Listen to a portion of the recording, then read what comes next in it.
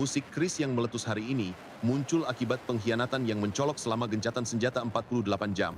Sebuah konvoi berisi 23 delegasi politik Palestina bergerak menuju Kairo dengan pengawalan 12 pasukan keamanan internasional, dilengkapi 5 kendaraan lapis baja ringan. Jalur evakuasi sepanjang 15 km, yang seharusnya aman, dipilih sebagai rute utama. Konvoi ini membawa dokumen diplomatik senilai 7 juta USD dan komunikasi terenkripsi 3 lapis, menjadikannya prioritas tinggi dalam misi perdamaian yang dijamin internasional. Konvoi tersebut melintas di Jalan Salah Aldin, sebuah rute evakuasi sepanjang 12 km, ketika 8 drone bersenjata Israel, masing-masing dilengkapi bom penembus bunker seberat 500 kg, menghantam kendaraan-kendaraan lapis baja konvoi. Serangan presisi ini dilakukan dalam 3 gelombang terpisah selama 17 menit, menewaskan seluruh 23 anggota delegasi politik Palestina, termasuk 5 pemimpin senior. Kamera dari jarak 250 meter merekam ledakan-ledakan yang menghancurkan 6 kendaraan dan memicu kebakaran di 2 truk logistik. Drone-drone ini dikendalikan oleh unit elit 104 pasukan udara Israel, memanfaatkan teknologi penginderaan optik dan GPS presisi. Serangan ini menimbulkan kepanikan di sekitar area dan langsung diklasifikasikan sebagai tindakan pembunuhan politik yang disengaja dan jelas melanggar gencatan senjata yang berlaku. Kemarahan di dunia Arab memuncak seketika setelah serangan drone menghancurkan konvoi Palestina. Pada pukul 13.45 waktu setempat, Presiden Mesir Emir Qatar, Raja Yordania, dan Perdana Menteri Irak berkumpul di Istana Al-Kahira untuk mengadakan konferensi tingkat tinggi darurat selama 3 jam. Dalam pertemuan itu, mereka mengumumkan pembentukan aliansi Arab resmi yang mencakup 12 negara anggota dengan mandat koordinasi militer dan intelijen sebagai langkah awal. 8 batalion pasukan khusus Mesir dan 5 skuadron drone bersenjata Qatar ditempatkan di perbatasan Gaza dan Sinai, masing-masing dilengkapi 24 kendaraan tempur lapis baja dan 48 sistem radar pengawas. Secara rahasia, aliansi juga menandatangani kontrak dengan Korea Utara senilai 350 juta dolar AS untuk pengiriman 6 rudal balistik antar benua dengan presisi tinggi. Kesepakatan ini mencakup pelatihan operator dan logistik selama 18 bulan, memastikan kesiapan operasional tanpa menimbulkan kebocoran intelijen. Presisi atas nama Aliansi Arab. Pada pukul 080 operasi yang dinamai Operasi Api Hukuman, dimulai dengan gelombang pembukaan sebuah serangan saturasi yang melibatkan 2.500 roket dan rudal jarak pendek diluncurkan dari 4 negara, 900 dari Mesir, 650 dari Lebanon, 500 dari Suriah, dan 450 dari Irak. Serangan awal itu bertujuan menjebol lapisan pertahanan udara Israel dengan serangan simultan selama 18 menit.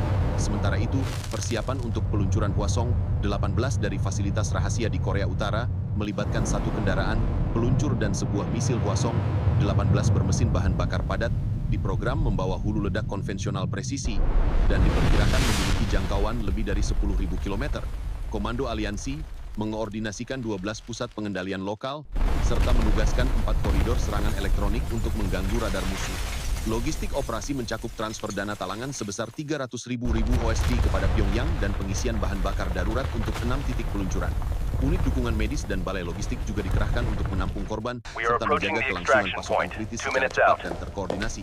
Serangan multivektor ini kombinasi dimulai tepat pukul 08.00 waktu setempat dengan peluncuran 1 ICBM Hwasong 18 dari fasilitas rahasia di Korea Utara. Rudal hipersonik ini menempuh jarak 600 km dan mampu mencapai kecepatan Mach 10, mengabaikan semua intersepsi sistem pertahanan Israel. Hulu ledak konvensional presisi seberat 1.200 kg diarahkan tepat ke jantung pusat pemerintahan Israel, termasuk kantor Perdana Menteri dan 4 gedung administrasi terkait. Selain itu, drone pengintai sebanyak 12 unit mengamati jalur penerbangan rudal, mengirimkan data real-time untuk menyesuaikan manuver di fase terminal. Selama peluncuran, 3 unit radar jarak jauh Israel mencoba mendeteksi, namun gagal melacak kecepatan dan ketinggian luar biasa Hwasong 18. Rudal memasuki atmosfer Mediterania dengan sudut masuk 60 derajat, menghasilkan ledakan supersonik 5 detik sebelum menghantam sasaran. Sistem anti-rudal David Sling dan Iron Dome tidak mampu menahan gelombang ini. Total waktu perjalanan dari peluncuran hingga target hanya 35 menit, menghancurkan secara fisik 3 kompleks administrasi utama, dan menimbulkan kerusakan sekunder pada 6 bangunan pendukung paling aman di negara itu. Pukulan dari rudal antar benua Hwasong 18 yang diluncurkan dari fasilitas rahasia di Korea Utara menandai puncak eskalasi konflik. Tepat pukul 08.17 waktu setempat, rudal presisi ini menghantam kompleks utama pemerintahan Israel, termasuk gedung kantor Perdana Menteri, Knesset, dan Mahkamah Agung. Ledakan yang dihasilkan memiliki radius kehancuran 1,2 km, menghancurkan total 3 gedung tinggi. dan menyebabkan kebakaran masif di area seluas 4 hektar. Sebanyak 1.200 personel sipil dan militer yang berada di dalam dan sekitar kompleks dilaporkan mengalami luka-luka, dengan 215 korban tewas segera diidentifikasi oleh tim penyelamat pertama. Gedung Perdana Menteri, yang memiliki 12 lantai dan bunker kedalaman 30 meter, hancur di bagian lantai 7 hingga 12, menyebabkan We sistem have a komunikasi confirmed internal inbound lumpuh trajectory. dan All dokumen penting teams, senilai prepare hampir for immediate 50 juta USD interception. musnah. Firing solution Sementara locked. itu, Intercept Knesset successful. dengan luas 15.000 meter persegi mengalami kerusakan struktural parah di fasad utara dan ruang sidang utama. Lebih dari 200 rak buku dan dokumen legislatif lenyap dalam sekejap. Mahkamah Agung yang menampung 25 hakim dan 150 staf administrasi runtuh sebagian, menimbulkan reruntuhan setinggi 20 meter yang menghalangi akses darurat. Selain kerusakan fisik, 35 kendaraan militer dan ambulans yang Tagbirat diparkir di הכוננות, sekitar כולם kompleks hancur לעמדות. akibat אנחנו gelombang מהווים kejut אותה dan להבין, נסו puing-puing. לתקן. Tim penyelamat המטרה menggunakan נאה 12 מהר unit מדי, ekskavator צריך חירות berat מיידי. dan 6 drone pengintai untuk mencari korban di bawah puing-puing. Netanyahu berhasil dievakuasi ke bunker darurat melalui koridor panjang 150 meter, ditemani oleh 18 agen Shin Bet yang berkoordinasi dengan pasukan keamanan pribadi. Selama evakuasi, alarm darurat berbunyi 27 kali, menandakan sistem peringatan telah aktif sebelum ledakan. Rekaman video menunjukkan kepanikan massal di dalam gedung, dengan pegawai yang berlarian melewati lorong berdebu dan asap tebal, menciptakan adegan kekacauan total selama 42 menit hingga tim penyelamat berhasil menstabilkan area. Dampak dari serangan ini menyebabkan Israel kehilangan kendali penuh atas 3 cabang kekuasaan sekaligus, menimbulkan krisis administrasi yang belum pernah terjadi sebelumnya, dan memaksa negara menghadapi kekosongan komando nasional dengan citra kepanikan dan kerentanan. Sementara serangan ICBM melumpuhkan, ribuan rudal dan roket jarak pendek dari Aliansi Arab menghujani seluruh negeri Israel dalam gelombang yang terkoordinasi. Lebih dari 200 unit roket, termasuk 1.800 roket buatan Mesir, 1.200 dari Lebanon, 900 dari Suriah, dan 1.300 dari Irak, diluncurkan dalam periode 3 jam pertama. Sistem pertahanan udara Iron Dome dan David Sling, yang biasanya mampu menembak jatuh hingga 90% ancaman, Missile kali ini detected, missile kewalahan detected. akibat jumlah serangan yang Initiating luar biasa, countermeasure sequence. sehingga lebih dari 75% rudal berhasil menembus pertahanan. Target serangan mencakup 12 pangkalan udara regional, 7 fasilitas radar jarak jauh, dan 9 pusat komando militer di selatan dan utara negara.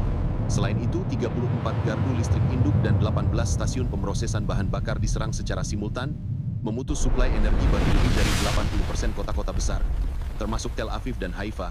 60% jaringan komunikasi nasional juga lumpuh akibat serangan elektronik terkoordinasi, yang mengiringi serangan fisik, membuat koordinasi militer menjadi sangat terbatas.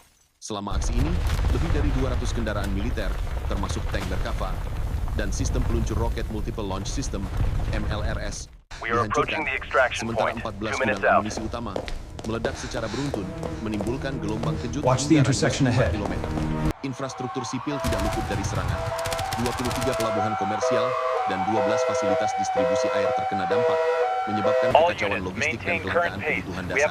Warga sipil mengalami kepanikan massal. Affirmative. Dengan Proceeding lebih with dari caution. 1,2 juta orang mengungsi sementara waktu ke wilayah yang relatif aman, menciptakan kemacetan besar di jalan-jalan utama.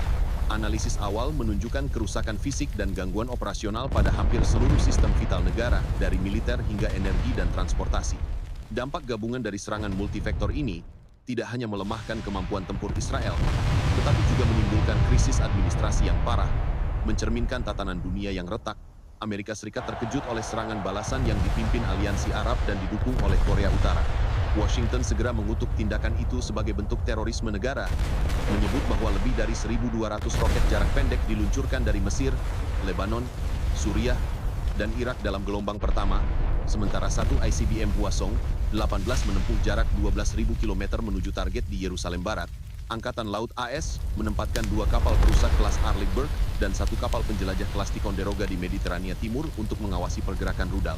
Selain itu, 4.000 personel marinir AS ditempatkan di pangkalan Qatar dan Kuwait dengan kesiapan tinggi selama 48 jam. Rusia mengeluarkan pernyataan resmi yang menekankan keprihatinan atas eskalasi, mencatat bahwa 56 pesawat tempur Su-35 telah melakukan patroli di perbatasan Suriah untuk memastikan keamanan wilayah udara. Tiongkok menyebut perlunya deeskalasi dan mengirim 32 kapal pengawal, serta 2 fregat Type 054A untuk memonitor Missile laut tengah. detected, missile Di dunia detected. Arab, Initiating sekitar 1,5 countermeasure juta sequence. warga turun ke jalan di Kairo, Doha, dan Amman merayakan serangan balasan. 8 markas militer Israel di utara dan selatan mengalami kerusakan berat, termasuk 3 pangkalan udara yang menampung total 180 jet tempur F-16 dan 12 helikopter serbu AH-64 Apache, membuat koordinasi IDF lumpuh selama lebih dari 72 jam. Dengan hilangnya komando pusat, Israel menghadapi ancaman global baru. Korea Utara kini menyediakan sistem koordinasi rudal antar benua untuk operasi aliansi, menandai pertama kali sebuah negara non-Arab mengaktifkan 3 peluncur mobile ICBM di luar wilayahnya untuk mendukung sekutu regional. Akibatnya Israel harus menata ulang seluruh doktrin pertahanan nasionalnya, memperhitungkan risiko serangan lintas benua yang dapat terjadi kapan saja, tanpa peringatan lebih dari 10 detik. Situasi ini menciptakan realitas militer baru, kombinasi presisi tinggi dan jumlah besar rudal, patroli udara internasional, serta kontrol satelit global, menjadikan Israel berada di bawah tekanan koordinasi multinasional, memaksa evaluasi ulang seluruh kebijakan keamanan strategisnya.